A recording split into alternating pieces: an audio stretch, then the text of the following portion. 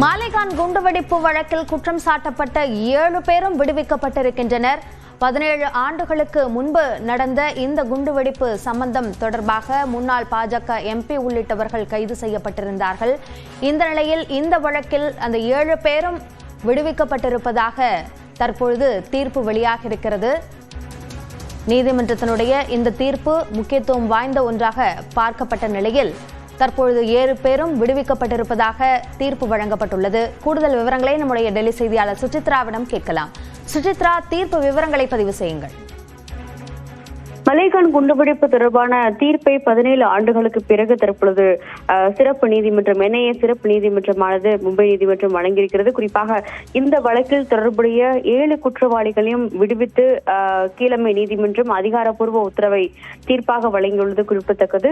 Srikanth Purohit RDX கொண்டு வந்ததுக்கான எந்த ஒரு ஆதாரமும் இல்லை எனவும் வெடிகுண்டு வைக்கப்பட்டதாக கூறப்படும் இருசக்கர வாகனம் என்பது சாத்விக்கு சொந்தமானதற்கான எந்த ஒரு ஆதாரமும் இல்லை, எனவே முகாந்திரம் இல்லை என்ற ஒரு காரணத்தின் அடிப்படையில் இந்த ஒரு வழக்கிலிருந்து அனைவரும் விடுவிக்கப்படுவதாக தீர்ப்பானது தற்பொழுது வழங்கப்பட்டுள்ளது. குண்டுவெடிப்பு தொடர்பாக சதித்திட்டம் தீர்த்ததற்கான எந்த ஒரு ஆதாரமும் இல்லை என்ற ஒரு கருத்தையும் கீழமை நீதிமன்றத்தினுடைய நீதிபதி தன்னுடைய உத்தரவில் பிறப்பித்துள்ளது மிக முக்கியமாக பார்க்கப்படுகிறது. கடந்த 2008ஆம் ஆண்டு மகாராஷ்டிராவுடைய மலைகளில் ஏற்பட்ட அந்த குண்டுவெடிப்பினுடைய அந்த வழக்கினுடைய தீர்ப்பு என்பது தற்பொழுது 17 ஆண்டுகளுக்கு பிறகு NIA சிறப்பு கீழமை நீதிமன்றத்தில் தற்பொழுது வழங்கப்பட்டுள்ளது.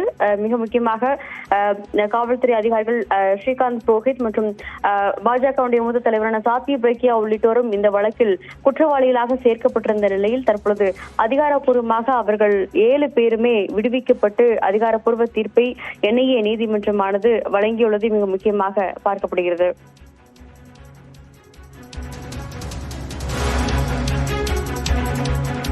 தீர்ப்பு குறித்த விரிவான விவரங்களுக்கு நன்றி சுசித்ரா.